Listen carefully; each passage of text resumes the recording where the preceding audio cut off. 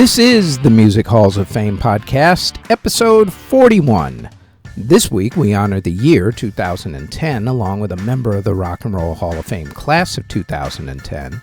We also look at the case for putting Eric B Rakim into the Rock and Roll Hall of Fame, and our Spotlight Hall of Fame is the Canadian Music Hall of Fame in Calgary, Alberta, Canada.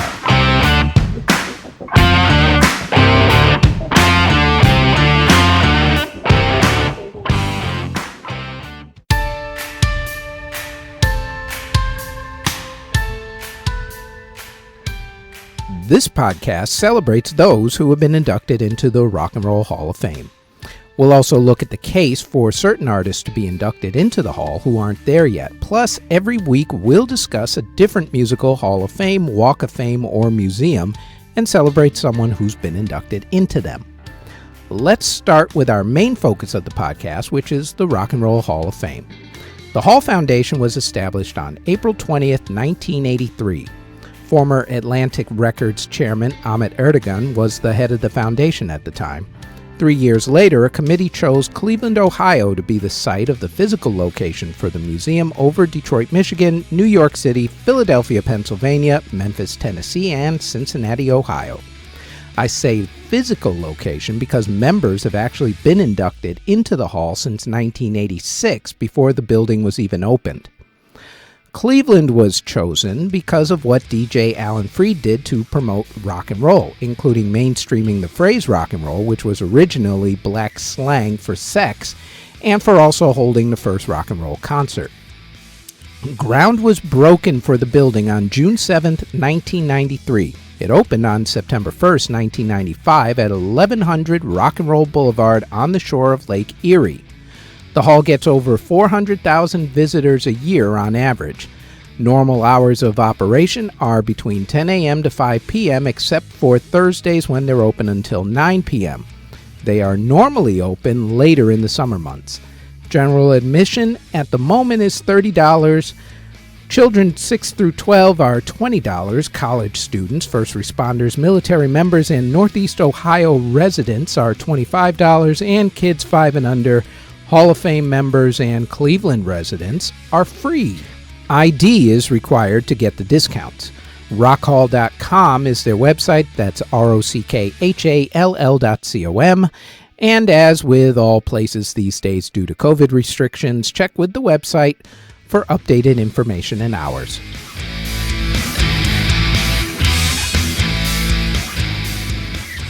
The year was 2010. The average cost of a new house was $232,880. The cost of a gallon of gas was $2.73, and a postage stamp set you back 44 cents. Barack Obama was in the second year of his presidency. Julia Gillard became the first female Prime Minister of Australia. Dilma Rousseff became the first female president of Brazil. The Burj Khalifa, which is the tallest building in the world at this particular minute, opened for business. A 7.0 earthquake hit Haiti, devastating the country and killing 316,000 people. 2010 seemed to be the year of plane crashes. Ethiopian Airlines Flight 409 crashed, killing 90 people on board. A plane that crashed in Libya killed 103 out of 104 people. A plane overshot a runway in India, killing 158 people. A plane crashed near Islamabad, Pakistan, killing 152 people. A plane crashed in Cuba, killing 68 people. A sculpture by Alberto Giacometti sold at an auction for $103.7 million. The president of Niger was overthrown in a military coup. An 8.8 earthquake in Chile triggered a Pacific tsunami and killed 525 people. Massive flooding in Pakistan killed over 1,600 people. Mass shootings at 2 mosques in Pakistan killed 94 worshippers. And the H1N1 virus pandemic was declared over. So at least something good happened that year. Goodness. Also, volcanic ash from a volcano in Iceland led to planes not being able to fly much in Western Europe for a few weeks. An explosion at an oil platform in the Gulf of Mexico led to an oil spill that hit Texas and other Gulf states for most of the year. A computer program glitch led to a 36-minute crash of the New York Stock Exchange, which wiped out over $1 trillion in investments. The market recovered the next day. Hopefully people didn't sell during that time. A dam burst in Hungary flooded a river downstream with mud and water killing 10 people. WikiLeaks leaked out U.S. government documents on the wars in Afghanistan and Iraq. An earthquake and tsunami off the coast of Indonesia killed over 400 people. A volcano in Indonesia killed 353 people. The Arab Spring series of protests that toppled a few Arab governments at that time started late in the year in Tunisia with the attempted suicide of a street vendor. Famous people who passed away in 2010 include Poland's President Lech Kaczynski, who was killed in a plane crash, actors Gene Simmons, Pernell Roberts, Francis Reed, Ian Carmichael, Lionel Jeffries, Corey Haim, Merlin Olsen, Peter Graves, Robert Culp, John Forsythe, Dixie Carter, Lynn Redgrave, Art Linkletter, Gary Coleman, Dennis Hopper, Rue McClanahan, Patricia Neal, Gloria Stewart, Tony Curtis, Steve Lanzenberg, Jill Clayburgh, Tom Bosley, Barbara Billingsley, Simon McCorkindale, Fess Parker, and Leslie Nielsen all passed away in 2010, as did producer Dino De Laurentiis, directors Blake Edwards, Irving Kershner, and Gene Rollin, author J.D. Salinger, historian Howard Zinn, U.S. Secretary of State Alexander Haig, fashion designer Alexander McQueen, International Olympic Committee head Juan Antonio Samaranch, basketball player Manute Bol, U.S. Senator Robert Byrd, New York Yankees baseball owner George Steinbrenner, TV show producer Stephen J. Cannell, Penthouse magazine publisher Bob Guccione, U.S. presidential advisor Ted Sorensen, U.S. diplomat Richard Holbrooke, and Trinidad and Tobago President Ellis Clark. The Nobel Peace Prize went to Liu Xiaobo from China for the struggle for human rights in China. Facebook's Mark Zuckerberg was named Time Magazine's Person of the Year. Ryan Reynolds was named People Magazine's Sexiest Man Alive, and Minka Kelly was named Esquire Magazine's Sexiest Woman Alive. In books, the biggest-selling novel of the year was Stieg Larsson's The Girl Who Kicked the Hornet's Nest, which is the last book in the Girl with the Dragon Tattoo series. Other big novels were The Confession by John Grisham, The Help by Catherine Stockett, Safe Haven by Nicholas Sparks, Dead or Alive by Tom Clancy, Sizzling 16 by Janet Evanovich, Crossfire by James Patterson, Port Mortuary by Patricia Cornwell, and Full Dark, No Stars by Stephen King. In nonfiction books, the big sellers were John Heilemann and Mark Halperin's Game Change about the 2008 presidential election, The Big Short by Michael Lewis about the 2008 financial crisis, and Shit My Dad Says by Justin Halpin, which is about, well, the title's self-explanatory. There were other big sellers written by George W. Bush, Laura Bush, Mitt Romney, Chelsea Handler, Mitch Albom, Elizabeth Gilbert, Kitty Kelly, Stephen Hawking, Jon Stewart, Keith Richards, and Bob Woodward, along with, of course, anti-Obama books by Laura Ingraham, David Limbaugh, and Sarah Palin, because that's what you do during someone's presidency. In technology, on June 27, 2010, Steve Jobs introduced the world to the first iPad, which kicked off the tablet trend of the 2010s. The iPhone 4 came out with a selfie camera and retina screen, which everybody now knows and loves. Android phones came into their own, with Samsung starting their Galaxy S series. By the way, BlackBerry and Nokia were the best-selling phones in 2010 worldwide. How times have changed. Video streaming started to become a thing ever so slowly, and an app that was first only for Apple iOS started. That app? Instagram. The first self-replicating synthetic bacterial cell was created in 2010, along with a 3D camcorder. Jetpacks began to be sold commercially, along with motion control video game accessories like the Xbox Kinect. Virgin Galactic started to make private spaceflight a reality. The first spontaneous car rental company, Car2Go, started just before Zipcar made the idea of going down the street to rent a car from a parking lot fashionable.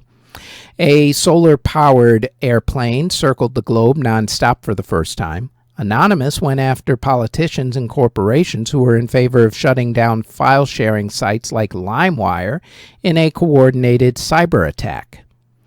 In movies, animated and young adults movies ruled the box office, taking 9 of the top 10 spots. Toy Story 3 was the biggest movie, along with a live-action version of Alice in Wonderland, Harry Potter and the Deathly Hallows Part 1, Shrek Forever After, The Twilight Saga Eclipse, Iron Man 2, Tangled, Despicable Me, and How to Train Your Dragon. The only truly adult movie to make the top 10 was Christopher Nolan's Inception. No argument about Iron Man being an adult movie. Superhero movies are kids' movies that adults can enjoy. Enjoy it for what it is. At the Academy Awards for movies of 2010, by the way, The King's Speech actually was the big winner. It won Best Picture along with Tom Hooper for Best Director and Colin Firth for Best Actor. Natalie Portman won Best Actress for Black Swan. Christian Bale won Best Supporting Actor, and Melissa Leo won Best Supporting Actress, both for the movie The Fighter. Musically, Trent Reznor and Atticus Ross of Nine Inch Nails won Best Film Score for The Social Network, while Randy Newman's song We Belong Together from Toy Story 3 won Best Song. In television, Jay Leno became host of The Tonight Show for the second time after NBC had a falling out with previous host Conan O'Brien. Conan went on to host a late-night talk show on TBS for a number of years. Mary Hart retired from hosting Entertainment Tonight after 30 years. Film critic Gene Shalit left the Today Show after 40 years. Host Larry King left CNN's Larry King Live. A gunman took over the Discovery Communications building in Maryland, home of the Discovery Channel. He was shot and killed after a standoff with police for several hours. MTV aired a segment of their show Teen Mom in which one of the moms beat up her boyfriend in front of her kid. The show's producers did not stop the abuse, nor did they report the abuse to the police. Still, MTV aired the abuse footage as part of the show. Once the episode aired, angry fans of the show reported the mom to police, who arrested the mom for felony domestic assault. Shows that debuted in 2010 included American Pickers, Spartacus, Undercover Boss, How to Make It in America, The Ricky Gervais Show, Good Luck Charlie, Blue Bloods, Trim, Ben 10 Ultimate Alien, Pretty Little Liars, Bert the Conqueror, Hot in Cleveland, Rizzoli and Isles, Covert Affairs, The Real Housewives of D.C., Boardwalk Empire, Hawaii Five-0, Lone Star, Sister Wives, IRT Deadliest Roads, Young Justice, and The Real Housewives of Beverly Hills. Shows ending in 2010 included Dollhouse, American Chopper, Heroes, Numbers, Scrubs, Better Off Ted, Unsolved Mysteries, Ben 10 Alien Force, Ugly Betty, King of the Hill, Lost, 24, Law & Order, Deal or No Deal, The Hills, Wife Swap, Chris Angel, Mind Freak, and the soap opera As the World Turns. And more than half of those shows either got rebooted or, in Scrubs' case, are about to be rebooted. The top 10 TV shows for 2010 were 2 nights of American Idol, 2 nights of Dancing with the Stars, NCIS, Sunday Night Football, The Mentalist, NCIS Los Angeles, CSI, and Undercover Boss. And at the Emmy Awards, Mad Men won Best Drama, while Modern Family won Best Comedy. In sports, the Winter Olympics were held in Vancouver, Canada, and was one of the most successful Olympics ever in terms of money made and also attendance. The United States won the most overall medals with 37, but Canada won the most gold medals with 14, including a much sought-after gold medal in men's hockey, since ice hockey is Canada's official national sport. German luger Nodar Komartashvili was killed during a practice run down the luge track just before the opening ceremonies when he hit his head. In football, the Green Bay Packers won the Super Bowl, which was played for that season in 2011 in Texas. The Black Eyed Peas were the halftime show entertainment that year. Auburn won the NCAA College Football Championship. In baseball, Roy Halladay of the Philadelphia Phillies pitched 2 perfect games that season, which was the first time that happened in the modern era of baseball. One of them was pitched during a baseball playoff game, which was the second time that had happened in the modern era of baseball. Closing pitcher Trevor Hoffman became the first closer to get 600 saves in a career, and the San Francisco Giants won the World Series for baseball that year. In basketball, LeBron James took his talents from Cleveland to play for the Miami Heat, but not before he made his announcement on an ESPN 1-hour TV special called The Decision. That was followed almost a week later by a rally in Miami, at which he boasted in front of new teammates Dwayne Wade and Chris Bosh that they would win not 1 championship, not 2, not 3, not 4, but more, which really rubbed people the wrong way and turned LeBron into a villain in NBA fans' eyes, a role he did not relish or enjoy. For the record, the Heatles, as those 3 were known by at that point, won 2 championships, and LeBron left the team after 4 years to go back to play for Cleveland. As far as basketball championships went for the year, the Los Angeles Lakers actually won the NBA championship that year. The Seattle Storm won the WNBA championship. The Duke Blue Devils won the NCAA men's basketball championship. And the Yukon Huskies completed their second undefeated season and won the NCAA women's basketball championship. Alberto Contador won the Tour de France in cycling. The Chicago Blackhawks won hockey's Stanley Cup, and the Washington Stealth won the National Lacrosse Indoor League. In horse racing, Super Saver won the Kentucky Derby, but did not win the Triple Crown, losing the Preakness Stakes to Lookin' at Lucky and the Belmont Stakes to Drosselmeyer. In golf, Phil Mickelson won the Masters Golf Tournament. Graham McDowell won the U.S. Open. Lewis Othelson won the British Open, and Martin Kamer won the PGA Championship. On the women's side, Yano Seng won the Kraft Cereal Nabisco Championship and also the Women's British Open. Christy Kerr won the LPGA Championship, and Paula Creamer won the U.S. Women's Open. In tennis, Roger Federer won the Australian Open, while Rafael Nadal won the French Open, Wimbledon, and the U.S. Open. That year's men's U.S. Open, by the way, was also famous for having the longest tennis match in history, as in the first round, John Isner beat Nicolas Mahut after 11 hours and 5 minutes, which were actually played over 3 days. For the ladies, Serena Williams won the Australian Open and Wimbledon, Francesca Schiavone won the French Open, and Kim Clijsters won the U.S. Open. In soccer, the Togo national team was attacked while they were in Angola by an Angolan rebel group. Spain won the World Cup. Atletico Madrid won the Europa League, and Internacional won the Champions League. In league championships, Chelsea won in England, Marseille won in France, Barcelona won in Spain, Internazionale won in Italy, and Bayern Munich won in Germany, while the Colorado Rapids won the MLS Cup in America. The second season of the Women's Professional League in America took place. FC Gold Pride won that championship. In motorsports, Sebastian Vettel won the Formula One championship, Dario Franchitti won the IndyCar championship, and Jimmy Johnson won the NASCAR championship. Football quarterback Drew Brees won the Associated Press Male Athlete of the Year, while Olympic skier Lindsey Vonn won the Female Athlete of the Year. In music, it was the year of the Bieber, as Justin Bieber broke records left and right. A musical telethon was held in support of victims of the Haitian earthquake.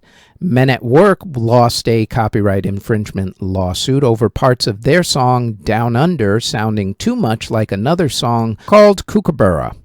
Zoli Teglas became the lead singer of Pennywise. Lady Gaga wore her famous meat dress to the MTV Video Music Awards, which she dominated with the music video to her and Beyoncé's song Telephone.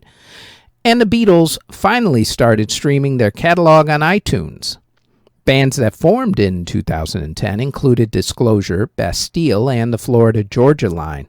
Bands that broke up in 2010 included Aha, Brooks and Dunn, Dio, Supertramp, and Type O Negative. Bands that reformed included The Chicks, Alabama, Bone Thugs and Harmony, Bush, The Cars, Fuel, Hole, Pavement, Soundgarden, System of a Down, and Ugly Kid Joe. Artists who passed away in 2010 were entertainer Lena Horne, Peter Steele of Type O Negative and Carnivore, Ronnie James Dio, Eddie Fisher, Teddy Pendergrass, jazz guitarist Herb Ellis, record producer Mitch Miller, jazz singer Abby Lincoln, singer Solomon Burke, opera singer Dame Joan Sutherland, Paul Gray of Slipknot, Gregory Isaacs, Captain Beefheart, Tina Marie, Doug Feiger of The Knack, Gregory Slay of Remy Zero, Lee Freeman of Strawberry Alarm Clock, Chili B of Nucleus, rapper Guru of Gangstar, Dave Fisher of The Highwaymen, country singer Judy Lynn, country singer Slim Bryant, country singer Jimmy Dean, Harvey Fuqua of The Moonglows, gospel singer Walter Hawkins, Andy Hummel of Big Star, Al Goodman of Ray Goodman and Brown, Richie Hayward of Little Feat,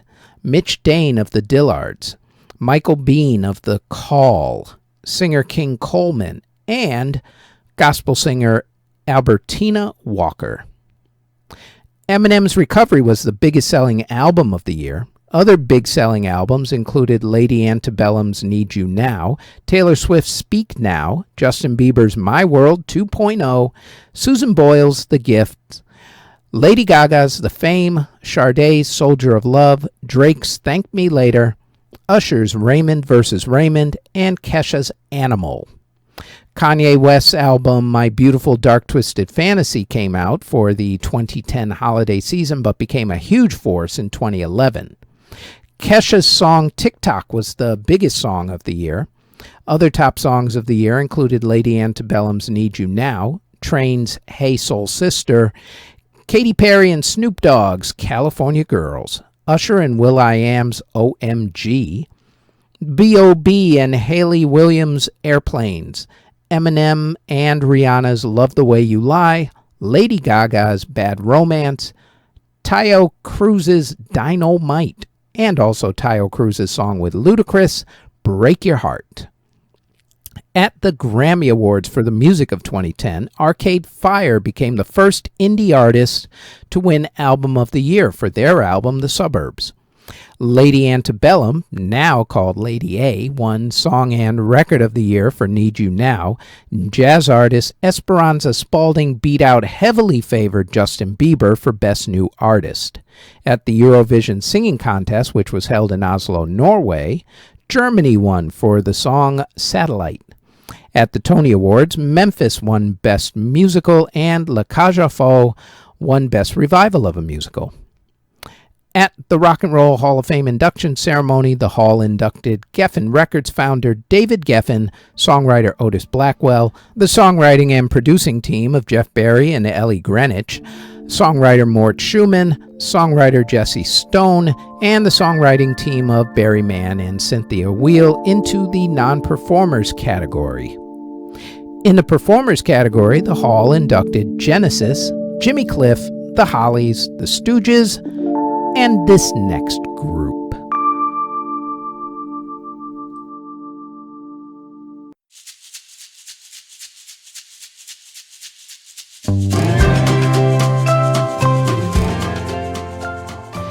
Benny Andersson was in a popular Swedish group called the Hepstars in the mid-1960s. Meanwhile, Bjorn Ulvaeus was in another group called the Hootenanny Singers. The groups crossed paths while touring Sweden in the 1960s, and Benny and Bjorn got to know each other during that time. In June of 1966, Benny and Bjorn decided to write a song together called Isn't It Easy to Say? The Hepstars' manager, Stig Andersson, who also owned a record label, thought that the song was good and told Benny and Bjorn to write together some more. In 1969, Benny and Bjorn submitted a song to the Swedish festival Melodifestivalen, which is the festival that picks the country's representative for the Eurovision Song Contest every year. While they ended up second in voting that year, one good thing did come out of it. They met Annefrid Lyngstad, nicknamed Frida, who was also in the competition with her own music.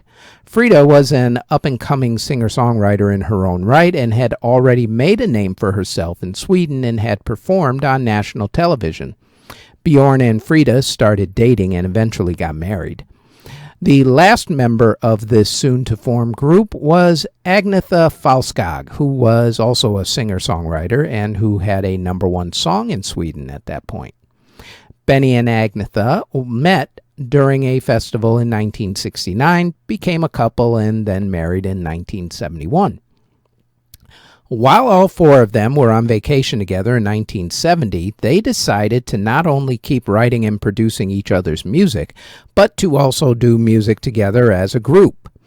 Also, right around this time, manager Stig Andersson wanted to break out of Sweden and make a name for himself internationally and decided that he was going to work with the new quartet, then known as Bjorn and Benny, Agnetha, and Annefrid.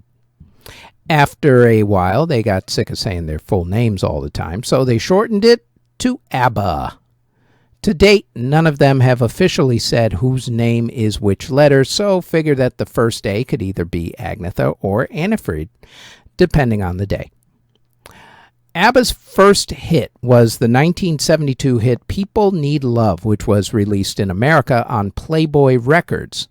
That actually confused a lot of people who thought that since it was on Playboy Records and it was a song called People Need Love and was done by 2 women and 2 men, then it must be softcore porn or, well, you can see why people might think that, I suppose.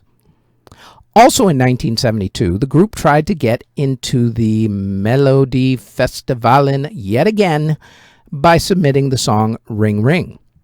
They ended up third this time, but they released the song and it became a big hit in Europe. Still, they wanted more. In 1973, ABBA decided to submit a song to Melodifestivalen yet again.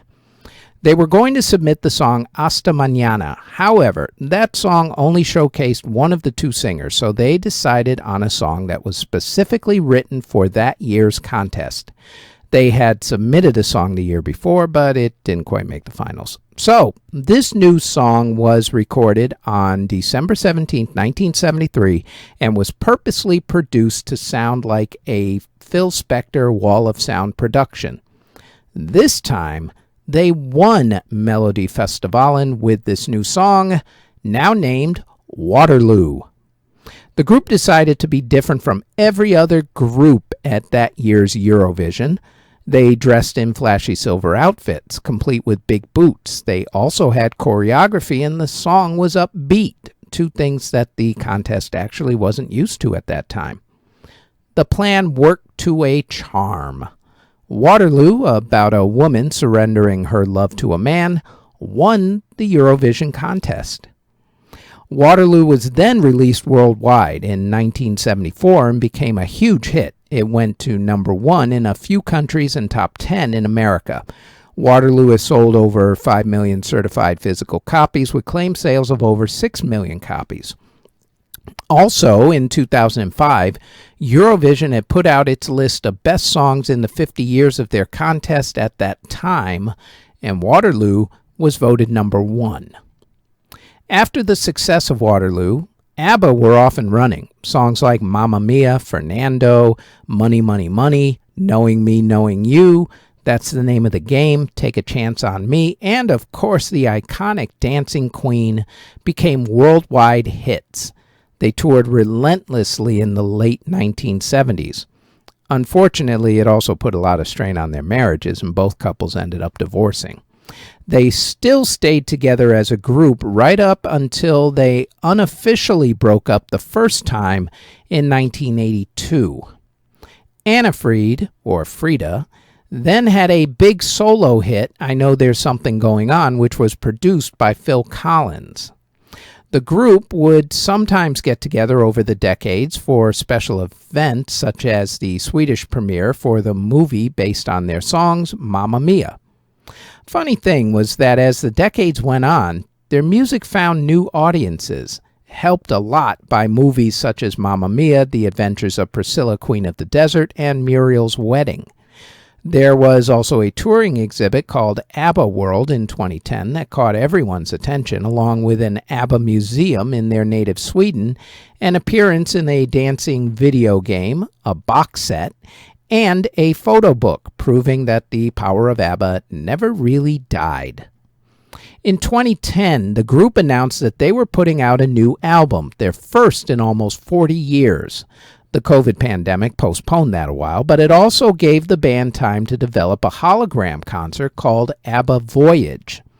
That concert is still playing to this day, at least, in London. The end date is May of 2023 at the moment, but it looks like this concert residency is the last thing that the four of them might be together for, although there are rumors of another album coming out in the next year or so. Never say never, but as a reminder, they're not spring chickens anymore. They're all in their mid-70s and are entitled to have the fans just simply enjoy the music that they've made and leave it at that. I think they've earned it.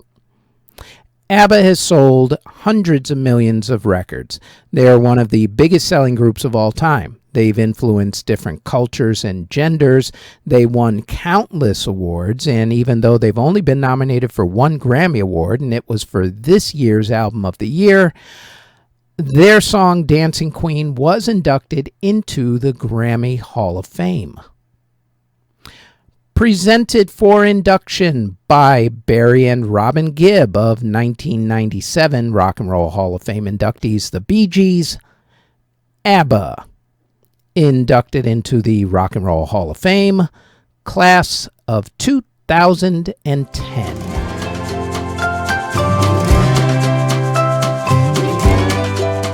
Before we look at this week's case for putting an artist into the Rock and Roll Hall of Fame, let's look and see exactly how artists are normally inducted into the Rock and Roll Hall of Fame. The criteria for being inducted into the Hall was originally that, quote, artists had to have had released their first record 25 years earlier and have created music whose originality, impact, and influence has changed the course of rock and roll, end quote. That interpretation has been updated in recent decades to include music that rock and roll influenced, like reggae, country, and hip-hop, and also youth culture that music has influenced and vice versa. That's why hip-hop artists get to be inducted now.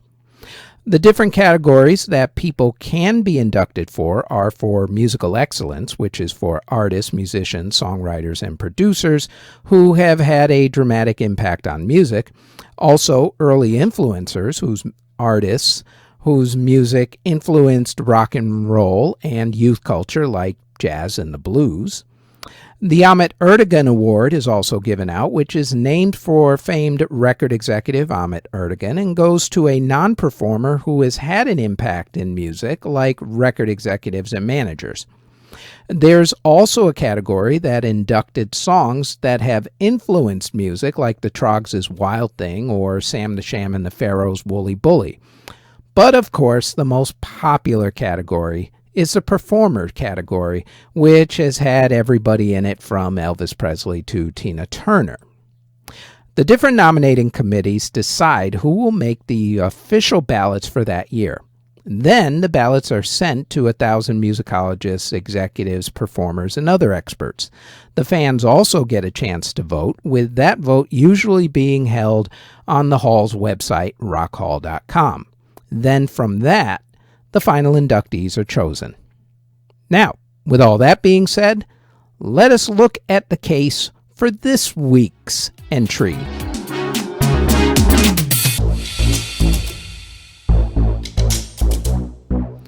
Let's look at the case for putting Eric B Rakim into the Rock and Roll Hall of Fame. Again, hip-hop does belong in the Rock Hall, so all you people who are still trying to make the argument that it doesn't, just sit down. Now that that's out of the way, to the tail of the tape we go. Eric B and Rakim are a hip-hop duo whose reputation was built on the strength of 4 albums between 1987 and 1992. 1987's album, Paid in Full, hit number 58 on the U.S. pop charts and number 8 on the R&B charts. It was also their biggest selling album, going platinum. 1988's Follow the Leader went to number 22 pop and number 7 on the R&B and went gold. 1990's Let the Rhythm Hit 'Em hit number 32 on the pop, number 10 on the R&B, and also went gold. And 1992's Don't Sweat the Technique went to number 22 on the pop, number 9 on the R&B, but it didn't go gold. As far as singles went, they released 16 of them. Out of those, only 1992's Juice, Know the Ledge hit the U.S. pop charts, peaking at number 96. 7 of their songs actually hit the U.S. dance charts, with Move the Crowd and Paid in Full going to number 3. They had 12 songs hit the R&B charts and 8 songs hit the rap charts, as Billboard and other chart companies were just a little late starting hip-hop charts, which was still considered a fad back when they were around. They were also featured on Jody Watley's Top 10 1989 smash hit song, Friends. What makes the duo worthy of the Hall is their influence on hip-hop, especially their style. They used dark beats instead of the pop sound that actually dominated hip-hop back then. They also free-flowed their raps instead of landing each one perfectly on the 2 and the 4 beat. They also incorporated jazz into their mixes, starting an experimental period in hip-hop that became known as the Golden Age of hip-hop. They were massively influential with just about every rapper thereafter. Rolling Stone magazine named them the 5th greatest duo of all time, regardless of genre.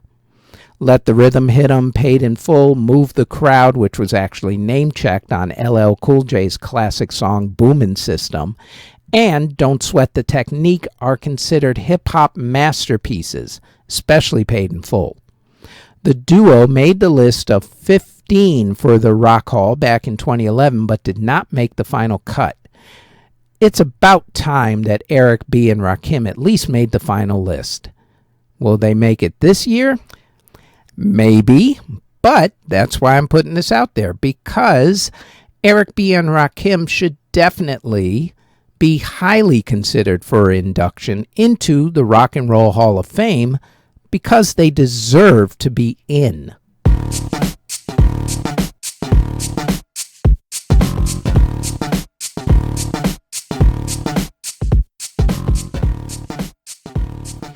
In America, the main lobby group for the recording industry, and the one that gives out the Grammy Awards, is the Recording Academy.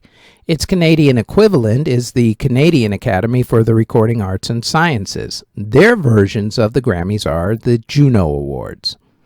In 1978, the Canadian Academy started inducting groups into the Canadian Music Hall of Fame.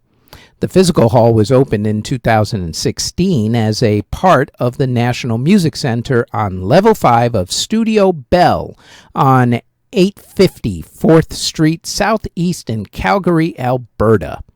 The center is open Thursday to Sunday, 10 to 5. The price of admission is to pay what you can.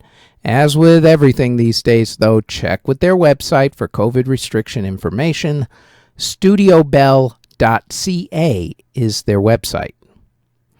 Unlike the Rock and Roll Hall of Fame, which normally has 6 or more artists inducted, depending on various category committees, the Canadian Hall usually inducts only one group into its hall per year. In fact, it's only inducted more than one artist per year 6 times since 1978.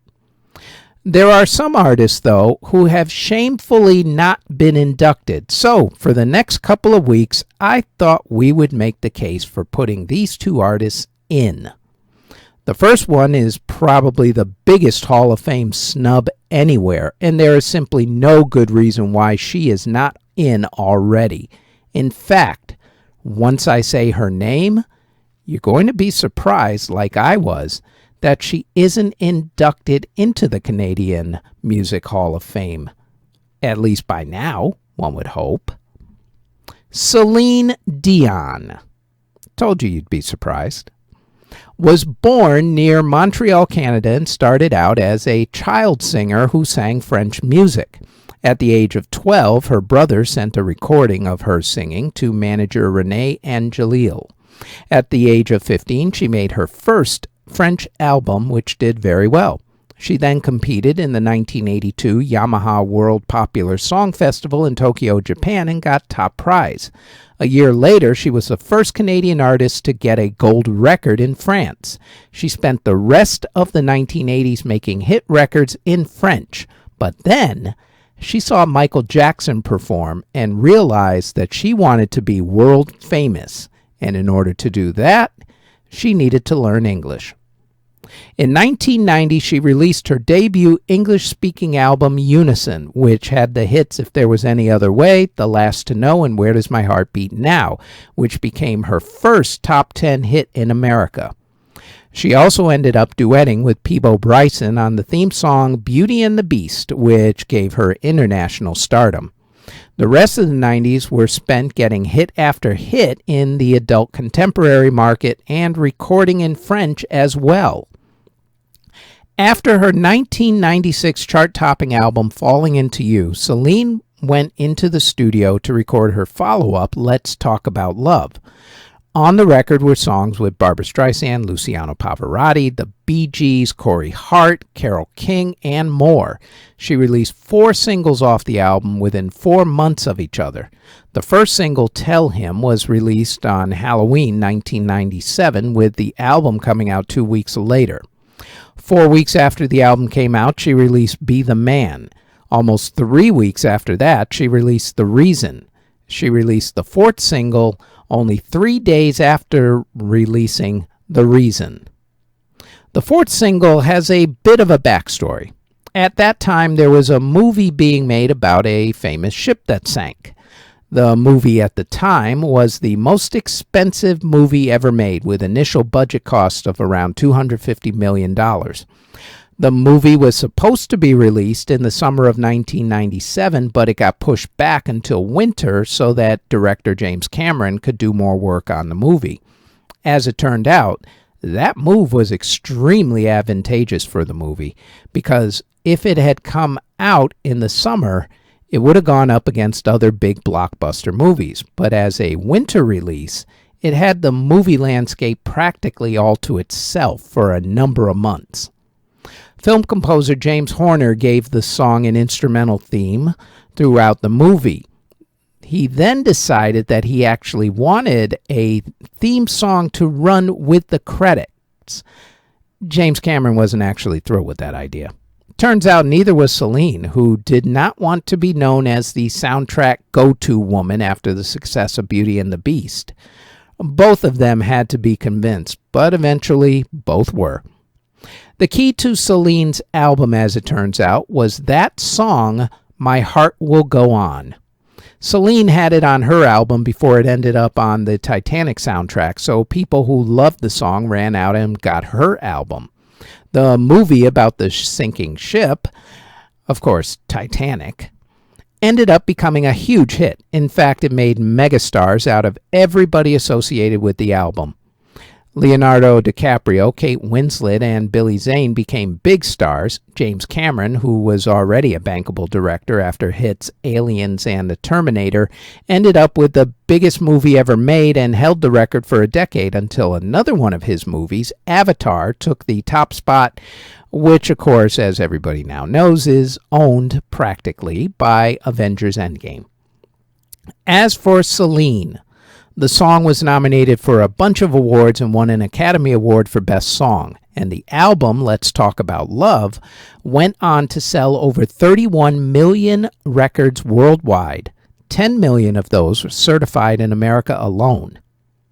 In the 2000s, Celine shifted gears slightly and started working on her touring game. She was one of the first artists in the 21st century to do a residency in Las Vegas. While she put out a few more studio albums in the past 20 years or so, she's been mainly touring and taking time off to raise her family. Within the span of 1 year, though, Celine lost two loves of her life to cancer, her husband, Renee, and her brother. Still, through it all, she has survived and persevered. Celine has sold hundreds of millions of records, has influenced tons of singers, is considered one of the most respected and admired singers of the past 40 years, and yet she's not inducted into the Canadian Music Hall of Fame, her home country? How is this even possible? I doubt that they'll do it soon, but if they want to be seen as a respected Hall of Fame, then they really need to put one of their biggest exports in there. Celine Dion, who has yet to be inducted into the Canadian Music Hall of Fame for some reason, in Calgary, Alberta, Canada. And that is it for the Music Halls of Fame podcast episode number 41. Thanks for listening. Audio engineering and editing, video editing, writing, narration, basically everything having to do with this podcast is done by yours truly. You can find us on our website at cjbtproductions.com. Our podcast is on all of your favorite podcast providers such as Apple Music, Google Podcasts, CastBox, Spotify, etc., all under Music History Today. If you would like to support this podcast, our Patreon can be found at patreon.com/Music History Today. We are also on Twitter at Music History Day, and you can now find us on YouTube. Don't forget to like, subscribe, and hit that notification bell anytime you want to know exactly what videos are dropped and when. All of those links can be found in the show notes below. Thank you very, very much for listening.